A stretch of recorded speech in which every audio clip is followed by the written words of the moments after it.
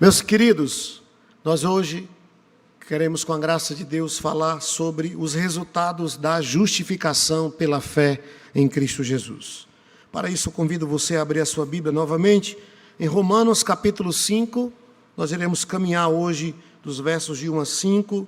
Não sei se o tempo nos permitirá concluir essa exposição, mas a nossa pretensão é avançarmos nesse tema acerca da justificação pela fé.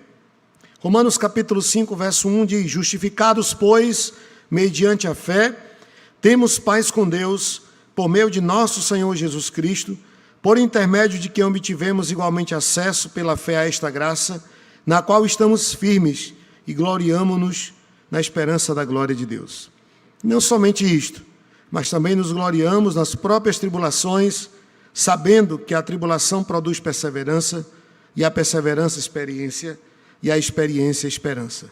Ora, a esperança não confunde, porque o amor de Deus é derramado em nosso coração pelo Espírito Santo que nos foi outorgado. Vamos orar ao Senhor, meus queridos. Pai Santo, nós te agradecemos porque o Senhor nos alcançou com teu amor e graça, e por meio desse sacrifício bendito, nós fomos salvos, fomos redimidos, estávamos perdidos, condenados, mas o Senhor nos salvou, enviando o teu Filho na cruz para nos redimir de toda a maldição e de todo o pecado. E hoje, quando nós nos debruçamos na tua palavra para entendermos essa dádiva gloriosa e poderosa da justificação, pedimos a iluminação do teu Espírito para a compreensão daquilo que será ministrado e que venha trazer edificação ao nosso coração e à nossa vida. Santo Deus, oramos assim em nome de Jesus. Queridos, a Epístola aos Romanos é uma das obras mais monumentais e influentes da literatura cristã. Alguém já disse que se toda a Bíblia desaparecesse, mas restasse nos Romanos, nós teríamos o necessário para crer em Jesus e entender a verdadeira fé no Filho de Deus. Essa epístola é escrita pelo apóstolo Paulo e ela serve como uma dissertação teológica muito abrangente, delineando a doutrina da salvação pela graça mediante a fé, que é o ponto central da teologia cristã. Romanos 5, em particular, surge como um farol de esperança e certeza. E ele se posiciona estrategicamente, porque Paulo, dos capítulos de 1 a 3, ele vai tratar da realidade do pecado, da universalidade do pecado. Paulo diz que ninguém está livre dessa realidade. Judeus, gentios, gregos, troianos, todos têm um problema em comum: o pecado. O pecado é uma realidade da vida humana e a sua universalidade é apresentada nos 3 primeiros capítulos dessa magnífica carta. O capítulo 4, ele serve como um ponto de transição na argumentação de Paulo sobre a justificação pela fé. Ele começa apresentando a realidade do pecado, para chocar os seus ouvintes e para rendê-los e humilhá-los, para que eles não achem que podem ser salvos por méritos, por obras ou por esforço humano. Todos estão no mesmo barco, estavam caminhando para a perdição e condenação. Mas o capítulo 4, ele é uma espécie de ato aqui nessa argumentação, porque nele o apóstolo vai apresentar o modelo de Abraão, que foi salvo, que foi justificado pela fé, não pelas obras da lei.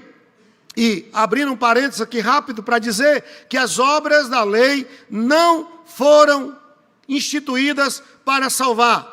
A Bíblia abrangentemente ensina-nos que as obras da lei, ou que a lei em si, não tem o poder de salvar. A lei, ela aponta o caminho da salvação.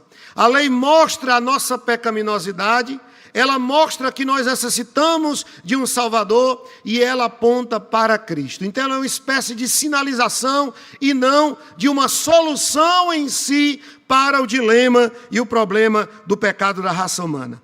Por isso Abraão, ele serve para nós como uma referência, porque a Bíblia diz que ele foi o primeiro crente, ele foi o primeiro a crê sem ver. Ele não pediu provas, ele acreditou na palavra de Deus e isso lhe foi imputado para a justiça. Ele é salvo, é justificado por meio da fé em Deus. Por isso, o capítulo 5, ele vai expandir esse discurso e esse ensino acerca da justificação pela fé. Esse capítulo não é um mero tratado teológico, ele é um convite à reflexão profunda sobre a natureza de Deus, a condição humana e a magnitude do plano redentivo de Deus.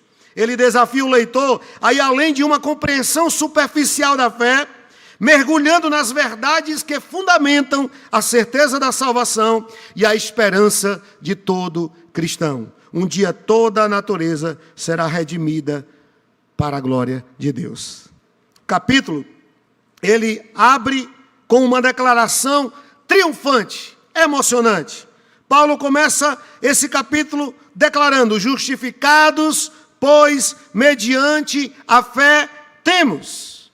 E é interessante perceber toda a ideia de Paulo em construir esse diálogo e esse desenvolvimento do pensamento cristão, porque Paulo, ele apresenta aqui 3 aspectos da justificação. Primeiro, ele diz que ela é uma realidade. A palavra justificados, ele é um termo que deriva do grego dikaiô, e o significado da palavra justificação ou justificado é absolvição, é perdão. O que é a justificação? É a doutrina que declara que nós fomos perdoados por Deus. Justificar é declarar justo. Nas palavras de Berkhof, um teólogo cristão, ele diz que a justificação é o ato pelo qual Deus, através da obra de Cristo, imputa em nós a sua justiça e nos declara justo aos seus olhos.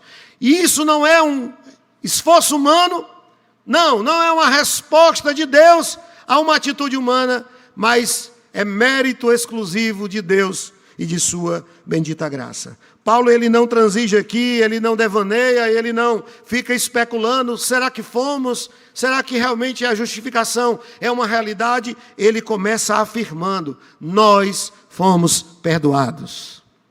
A justificação é uma realidade para aquele que crê em Jesus. Paulo avança apresentando o meio da justificação. E ele diz que essa justificação é pela fé. Veja que não é por meio de obras, de penitências, de sacrifícios, de conhecimento. A justificação, ela é uma obra divina, é o perdão, é uma graça de Deus, mas ele é concedido pela fé. Pela fé.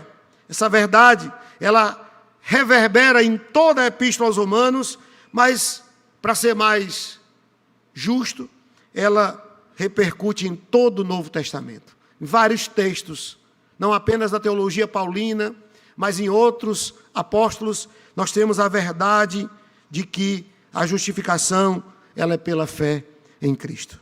Ninguém é justificado, então, por obras ou por mérito. E por último, Paulo, ele vai apresentar os resultados da justificação. Já que sabemos que justificar é perdoar, é declarar justo, sabemos que o meio pelo qual Deus justifica é por meio da fé no Filho dele. Agora, Paulo avança apresentando os resultados da justificação. E ele faz isso usando a palavra temos. A palavra temos indica que segue-se os resultados desta grande bênção do perdão. O texto, ele vai apresentar 4 resultados da justificação.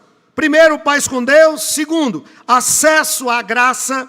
Terceiro, esperança da glória. E Paulo finda essa perícope apresentando o 4º resultado da justificação, que é a fé inabalável em Deus. Vamos caminhar juntos. Eu convido você a manter sua Bíblia aberta, se for possível. O verso de número 1 apresenta o primeiro resultado da justificação, que é exatamente a paz com Deus. E Paulo diz: justificados, pois mediante a fé temos paz com Deus por meio de nosso Senhor Jesus Cristo.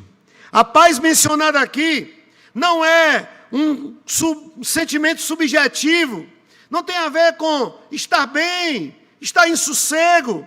Não, a paz aqui não é um sentimento. A paz que Paulo diz que é proveniente do perdão de Deus a nós, ela é um estado. Ela não depende de circunstâncias.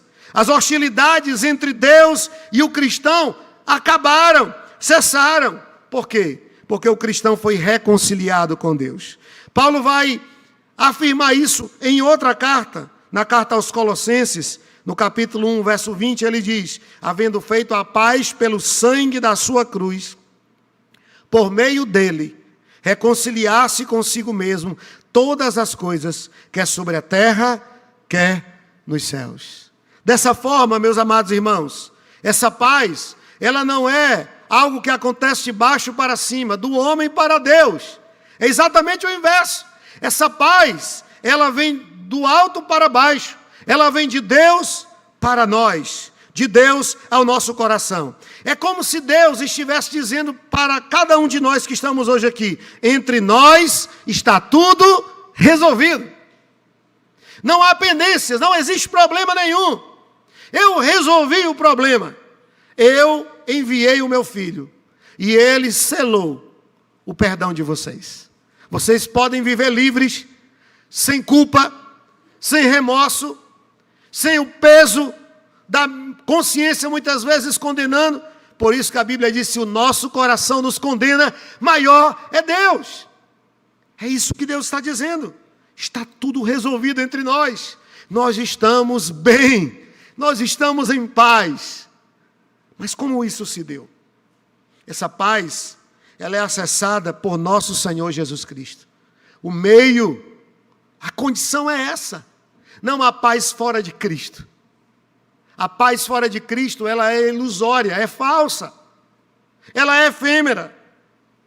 Só Cristo é o único que pode pacificar o homem. João Calvino, comentando sobre esse tema, ele diz que qualquer desejo de buscar a tranquilidade de consciência por meio das obras perderá seu tempo. Porque ou o coração se acha adormecido em razão da negligência, ou seja, você está dominado pelo pecado, então você já não percebe mais, não sente mais. Ou a pessoa faz ouvidos moucos ao juízo divino, que estão na palavra de Deus, denunciando e vaticinando as consequências terríveis e mortais do pecado. Ou você se deixa dominar pelo temor, até que repouse em Cristo, o único que é a nossa verdadeira paz. Se você não está em Cristo e se sente em paz, é porque você deve estar adormecido pelo pecado. E você não sente mais. Se você acha que por ser cristão, evangélico, você está bem e isso é resultado do seu esforço, então você não está ouvindo os juízos de Deus na sua palavra. Só há uma condição de você ter paz: é em Jesus, é em Cristo. O homem jamais conseguirá a plena paz por si só, porque ele é um ser em conflito. Platão dizia que o homem é um ser em busca de sentido. Você não precisa de um ambiente para viver em guerra, porque dentro do nosso coração já existe uma guerra. Nós somos um campo de batalha ambulante.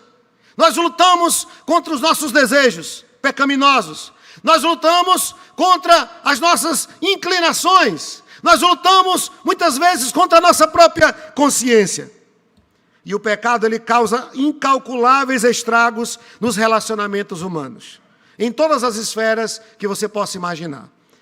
Hoje à noite, eu quero destacar 3 esferas que o pecado, ele destrói, ele compromete, e nessas mesmas 3 esferas, o sacrifício de Cristo restaurou, porque ele tem poder para isso. O pecado, ele destrói o nosso relacionamento com Deus. Isaías, no capítulo 59, verso 2, ele diz que os nossos pecados fazem separação entre nós e o nosso Deus, de modo que nós oramos e ele não nos escuta, por causa do nosso pecado. Aquele que vive no pecado constitui-se inimigo de Deus. E não é apenas aquele que vive na prática constante do pecado. Muitas vezes as pessoas, ao pregar, diziam: Deus ama o pecador e aborrece o pecado, mas a Bíblia claramente diz que Deus, Ele odeia o pecado e Ele odeia também aquele que vive no pecado. Paulo diz que quem vive no pecado se opõe ao próprio Deus e é inimigo de Deus. Ele vai usar esse termo: éramos inimigos. Não há uma terceira via. Ou você é amigo de Deus por obedecê-lo e amá-lo e render-se ao senhorio de Cristo, ou você é inimigo de Deus e vive lutando contra Deus, e um dia, se Deus não te chamar e não te salvar, o seu fim será terrível. Vivemos em luta contra Deus, vivemos em luta contra o próximo, por causa do pecado. Ele estragou os relacionamentos humanos, e vivemos em luta conosco mesmo. Nosso coração é um lugar de lutas e batalhas. Quantas pessoas não têm paz? Quantas pessoas precisam de medicamentos para conseguir dormir, aliás, apagarem? Mas mesmo assim elas vivem exaustas, se sentem exaustas. Os pensamentos não param, a angústia batendo no coração. Você não consegue resolver, porque nós somos um ser em guerra, em conflito. E a verdadeira paz só acharemos em Cristo Jesus. Só encontraremos nele. Jesus veio para resolver este dilema. E ele promoveu a tríplice reconciliação. E eu chamo a sua atenção para o texto de Efésios capítulo 2.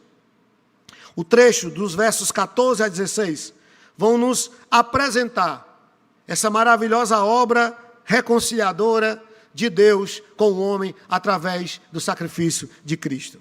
E Paulo, ele começa destacando que a reconciliação que Deus promoveu através de Cristo foi do homem com seu semelhante, do homem com seu próximo. Ele vai dizer isso no versículo de número 14 de Efésios capítulo 2. E eu trouxe aqui na versão NVT para você entender melhor o texto. E Paulo diz assim: porque Cristo é a nossa paz. Ele uniu judeus e gentios em um só povo, ao derrubar o muro de inimizade que nos separava. Veja só, Paulo vai utilizar aqui os dois povos que eram diametralmente opostos. Os judeus se consideravam dignos, que Deus era devedor deles. Já os gentios eram os pagãos que viviam no pecado, distante de Deus, não conheciam a sua lei.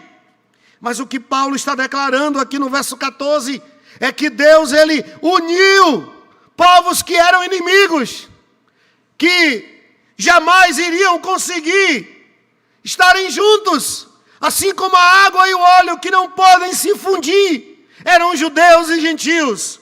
Mas quando Cristo veio, e quando ele morreu na cruz, ele derrubou, diz Paulo, o muro da inimizade. E agora nós podemos caminhar, mesmo diferentes, mesmo falhos, nós podemos caminhar uns com os outros de mãos dadas, porque o amor de Deus nos une. Porque a obra de Cristo reconciliou o homem com seu semelhante.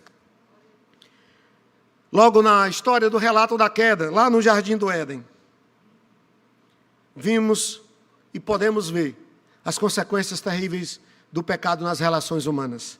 Porque assim que os nossos pais caíram no pecado, lá no Jardim do Éden, eles começam uma relação extremamente conflituosa.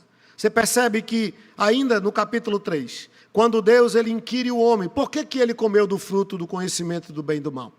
Perceba que o homem, ele tenta jogar a culpa na mulher. E quem é casado aqui sabe que certamente criou-se ali um clima tenso, um clima um pouco indigesto, porque Adão diz para Deus: foi a mulher que o Senhor me deu. Então os conflitos começam dali. E até hoje tem gente ainda nessa. É a síndrome do Éden. A culpa nunca é dele. Ele nunca é responsável pelo que ele faz. Mas o mundo é culpado pelo que acontece com ele. Ele apenas reage ao mundo. Olha só. Isso é síndrome do Éden. O homem, então, cria ali um ambiente desarmonioso, com a sua esposa. O capítulo 4 vai aprofundar a crise quando relata que um irmão tira a vida do outro, motivado por inveja e ciúme. Caim, insatisfeito, porque Deus rejeitou sua oferta, desconta toda a sua frustração no irmão, em Abel, e ele tira a vida do próprio irmão. Você já imaginou uma tragédia dessa? Um irmão tirar a vida do outro?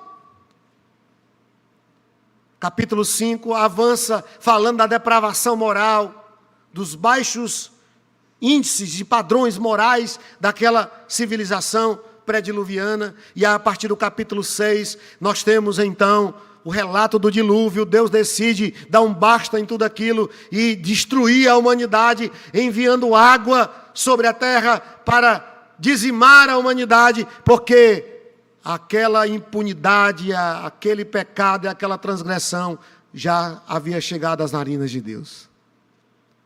Poderia tudo ter voltado a ser perfeito.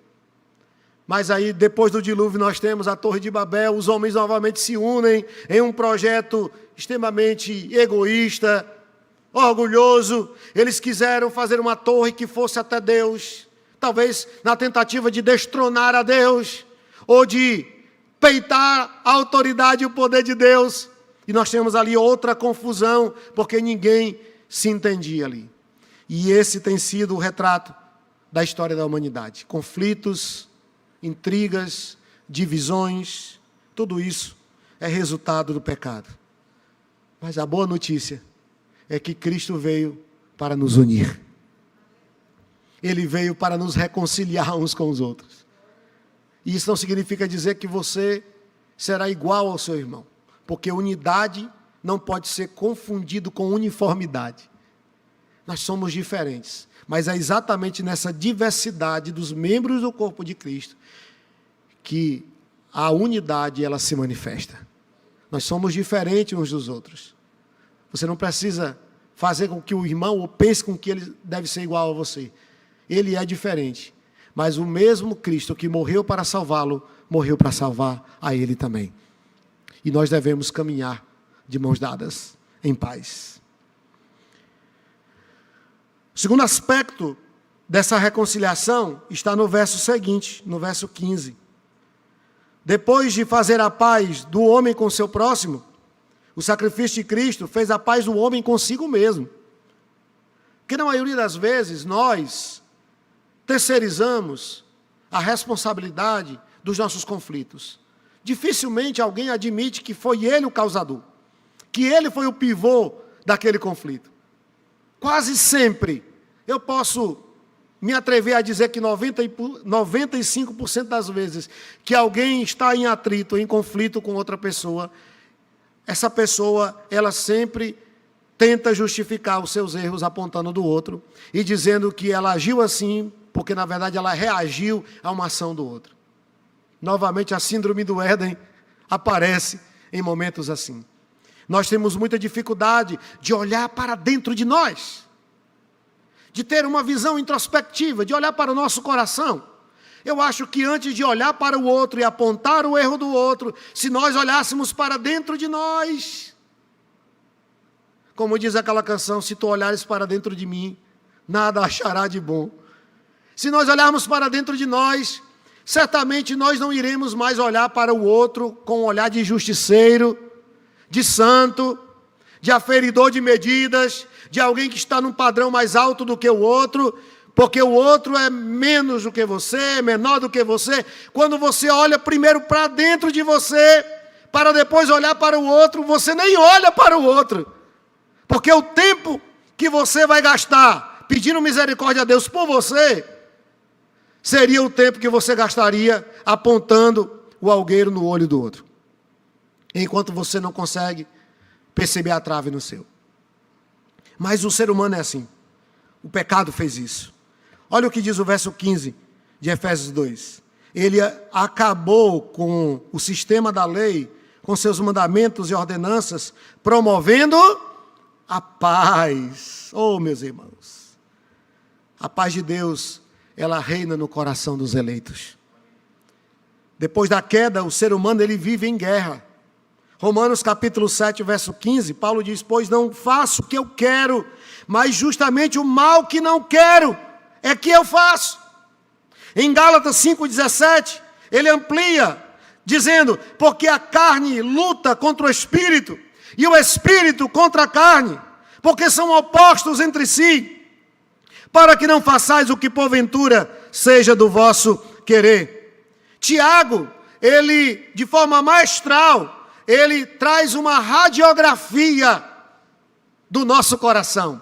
E ele expõe essa falácia de que a culpa sempre é dos outros, ou eu apenas reagi a uma ação, quando ele diz que o problema nunca começa no outro, ele sempre começa em nós. E ele diz isso no capítulo 4, verso 1. De onde vêm as guerras e as contendas que há entre vós? Não vêm elas das vossas paixões que guerreiam em vossos membros? Perceba que o problema, ele sempre começa em você.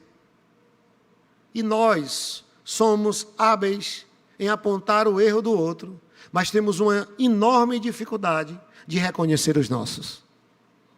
Nós somos juízes do pecado alheio, mas somos extremamente condescendentes com os nossos pecados. Quando é o outro que falha, o mundo se acaba e você lança diretamente no inferno.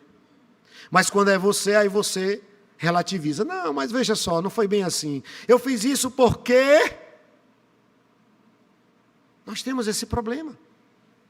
Porque o homem é um ser em guerra. Ele está em guerra com Deus no seu coração. Mas Cristo veio para acabar com esta guerra. Ele veio para trazer a paz ao seu coração. Essa paz, ela é fruto da certeza de que a morte de Cristo pagou toda a dívida. Que a morte de Cristo, ela apagou toda a sentença condenatória. E agora, como Paulo diz em Romanos 8:1, e eu trouxe aqui também na NVT, agora, portanto, já não há nenhuma condenação para os que estão em Cristo Jesus. Sobre nós não há condenação. Nem mesmo quando o nosso coração nos condena. A Bíblia diz o quê? Maior é Deus. Quando nós temos dificuldade de nos perdoar. Quando nós nos sentimos mal pelo que fizemos. E ficamos remoendo o que fizemos.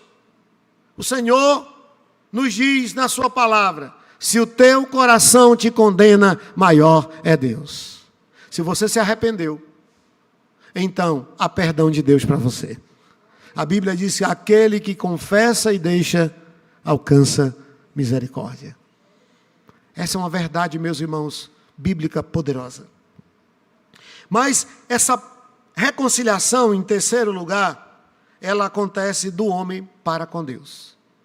E é interessante porque eu acho que propositadamente Paulo ele deixa a paz com Deus para o último versículo aqui desse trecho, o versículo 16. E isso mostra a verdade de que a reconciliação com Deus, a paz com Deus, ela é a base para a paz em todas as outras esferas de relacionamento.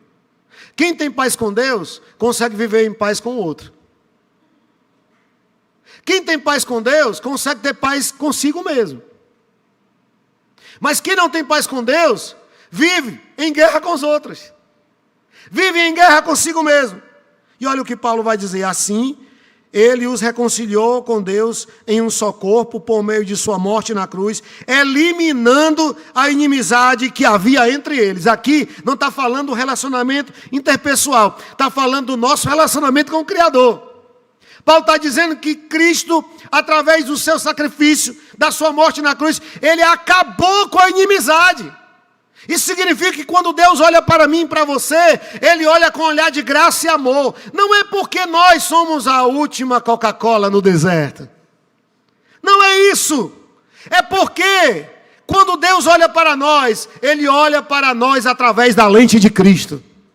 Antes de ver a mim e a você, Ele vê o seu Filho pendurado na cruz, derramando o seu sangue para pagar o preço pela nossa justificação. E isso leva a Deus a nos amar, a nos acolher como filhos. Antes e fora de Cristo, o homem é inimigo de Deus.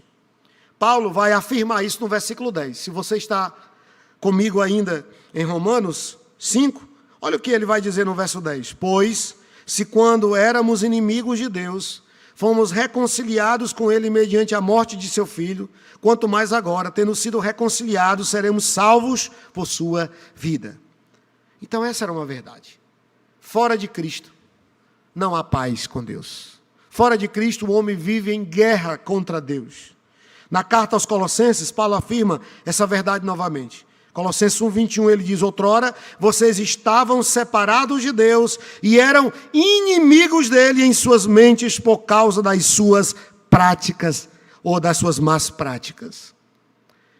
Então não há para onde fugir. Fora de Cristo, só é guerra, só é conflito. O homem jamais terá uma relação amistosa com Deus se ele não estiver em Cristo. Essa é a condição sine qua non. Não há como. Mas, meus irmãos, essa paz, que é o fruto da justificação, ela não é um bem em si mesmo.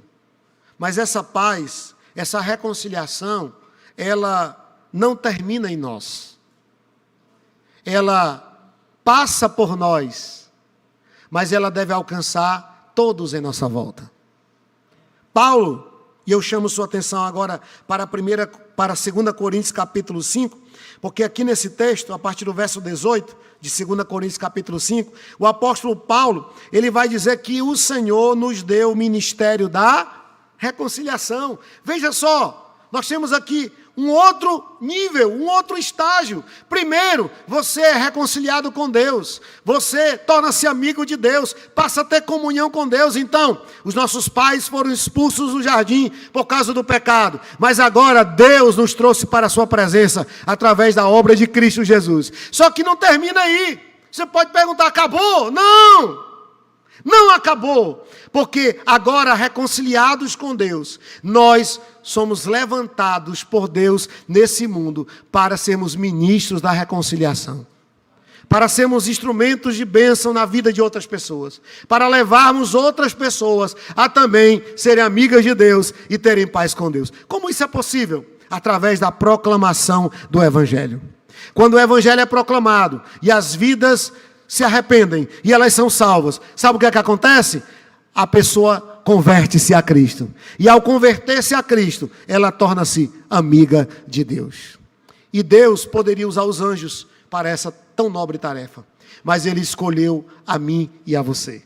Nós somos os embaixadores de Cristo, os portadores da mensagem de paz e reconciliação.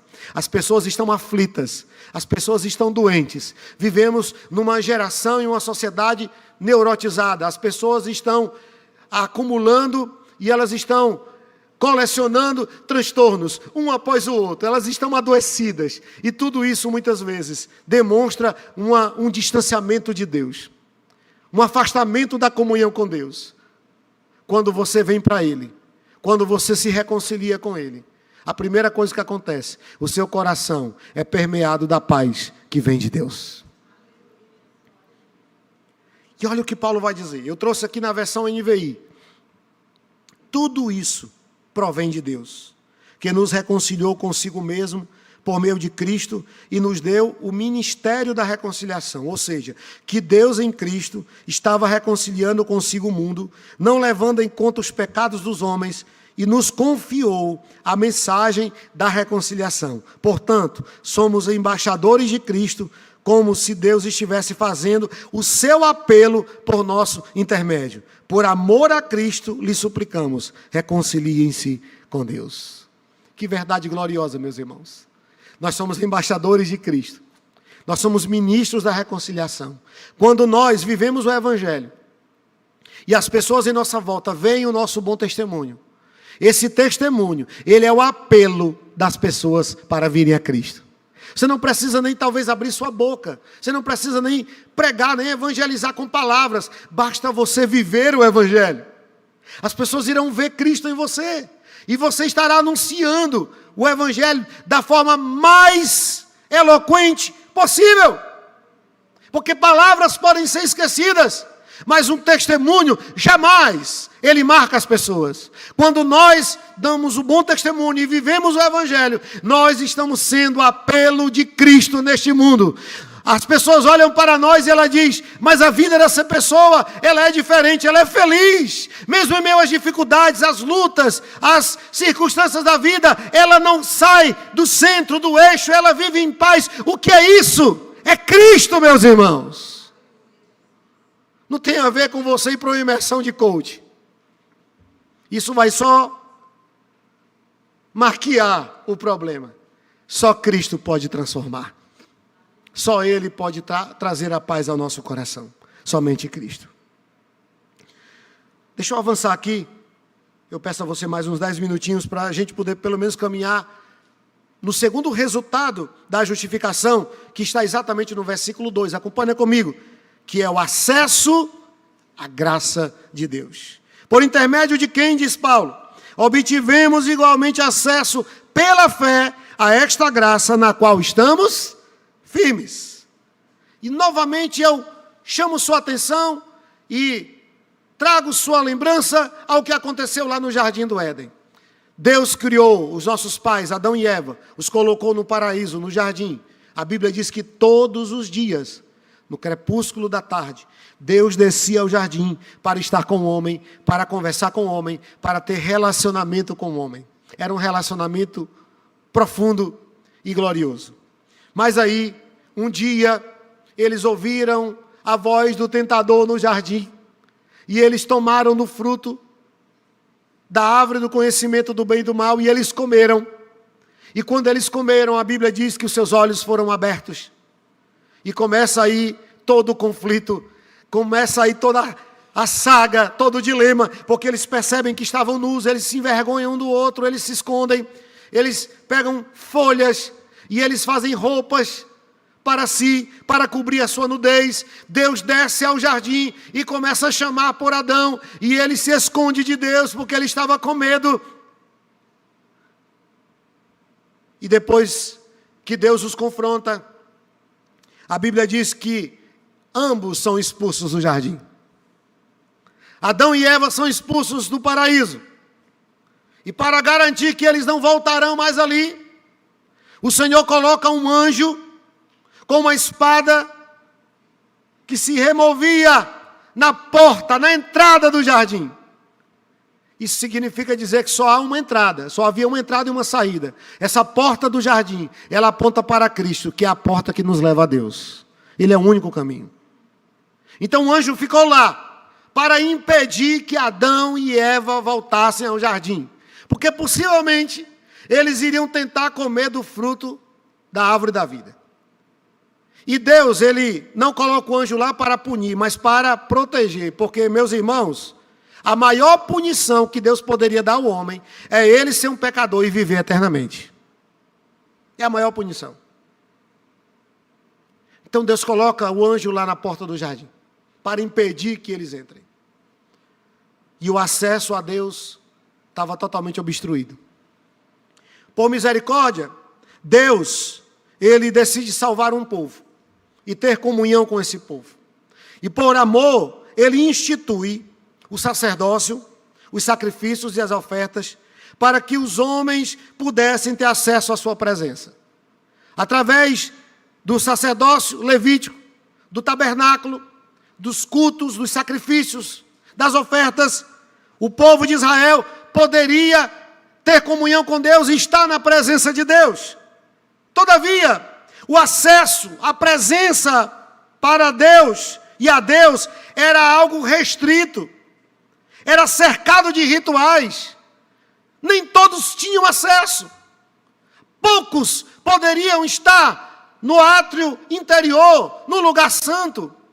Poucos viram a mesa dos pães da proposição, o altar do incenso, o candelabro. Um número bem menor ainda viu a arca, pôde entrar no santo dos santos, porque o acesso à presença de Deus era restrito. Mas tudo isso mudou há 2000 anos atrás, quando o nosso Salvador, na cruz, Ele disse: está consumado. o véu que nos separava, que nos distanciava da comunhão com o Pai, ele foi totalmente removido. Ele não foi apenas rasgado, mas ele foi removido. E hoje, nós temos acesso livre à presença de Deus por meio de Jesus Cristo, nosso Senhor. Que bênção gloriosa. Hebreus capítulo 10, verso 19. O autor afirma exatamente essa dádiva divina do acesso a Deus por meio de Cristo. Olha o que ele diz: tendo, pois, irmãos, intrepidez para entrar no Santo dos Santos, pelo sangue de Jesus, pelo novo e vivo caminho que ele nos consagrou pelo véu, isto é, pela sua carne. Meus irmãos, que verdade gloriosa! Se os nossos pais foram expulsos do jardim, se Deus criou meios no Antigo Testamento para que o homem pudesse estar na sua presença, mas nem todos tinham esse acesso, nem todos podiam estar ali. Agora existe o acesso irrestrito, ilimitado. Você não precisa de um sacerdote para fazer a mediação. Você não precisa de oferecer um sacrifício para ser aceito diante de Deus. Jesus é o sumo sacerdote eterno que nos leva a Deus. Ele, por meio do seu sangue, abriu o caminho para Deus. E agora não existe véu, barreira ou muro entre nós e Deus, porque todos nós temos acesso livre à presença do Pai. Todos nós, por meio da obra de Cristo. Que bênção gloriosa. William Barclay, um teólogo, comentarista bíblico, ele explica que o termo utilizado por Paulo aqui para acesso, que significa entrada, no grego é prosagoge. Essa palavra, esse termo prosagoge, era utilizado em duas situações no mundo antigo. Primeiro, para se referir a um mensageiro que levava a petição de alguém a um rei. Então, aquele enviado, aquele mensageiro, ele levava um pedido, uma mensagem de alguém para um rei. Segunda situação em que esse termo prosagoge ele é usado, era quando os barcos atracavam no porto. Então, era o lugar onde atracavam os barcos. Sabe o que isso significa, meus irmãos? Que nós não temos apenas acesso a Deus através de Cristo, mas nele nós estamos seguros. Isso significa que por mais que tentemos depender dos nossos próprios esforços, somos varridos pelas tempestades, como marinheiros que enfrentam um mar que ameaça destruí-los totalmente. Mas agora ouvimos a palavra de Cristo, alcançamos enfim o porto da graça e conhecemos a calma de depender, não do que podemos fazer por nós mesmos, mas sim do que Deus tem feito por nós. Por meio de Jesus, entramos na presença do Rei dos Reis. Nele encontramos o porto seguro. Com isso, Paulo quer dizer que a nossa esperança e a nossa perseverança não se acha fundamentada em nossa própria força ou empenho, mas em Cristo. Mais do que uma simples permissão para entrar, prosagoge descreve um relacionamento com Deus no qual somos aceitos diante dele. É um estado de graça e comunhão. Este acesso não é conquistado por mérito próprio, mas é inteiramente baseado na obra de Jesus Cristo. Ele é concedido por meio dele. Paulo diz que por ele, por meio dele e para ele são todas as coisas. Eu concluo dizendo que está firme, porque Paulo diz que a justificação, ela nos dá acesso à graça de Deus. E essa graça, ela nos mantém firmes. Então, estar firme sugere uma posição sólida e inabalável. É um porto seguro contra as tempestades da vida. Por que é que muitas vezes você presencia, você testemunha pessoas vivendo momentos terríveis? Terríveis! E essa pessoa parece que está anestesiada, ela não chora, ela não se desespera, ela fica serena, Não é porque ela confia na sua própria força, ou porque ela nega a realidade, ou porque é indiferente à dor. Não! É porque ela sabe que sua vida está segura em Cristo. Ele é o nosso porto seguro. Então, quando as tempestades da vida baterem contra o seu barco, varrerem a sua vida, tirarem as coisas do lugar, e quem sabe você está vivendo essa realidade hoje.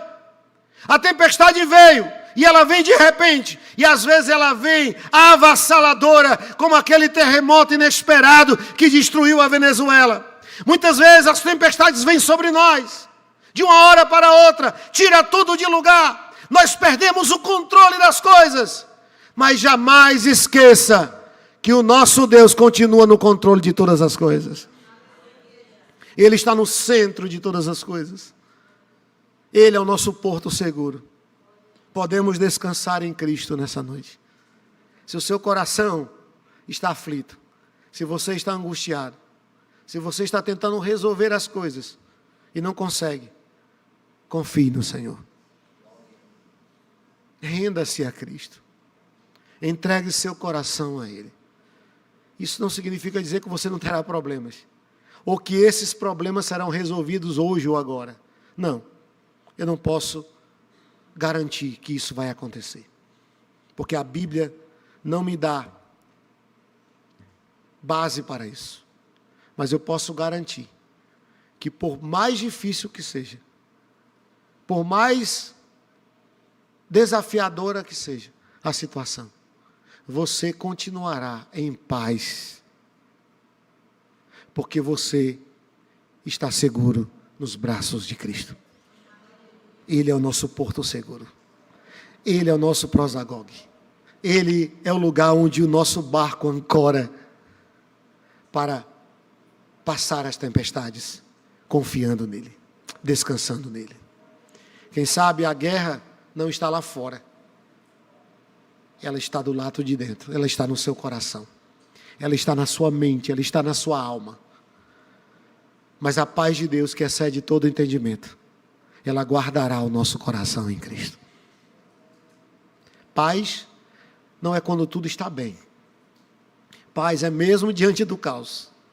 Você manter-se firme e tranquilo, porque você sabe em quem você tem crido. Você sabe que Ele cuida de você e que nas suas mãos e nos seus braços nós estamos seguros.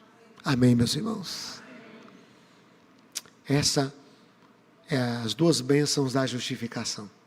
A paz com Deus e o acesso à graça do Senhor.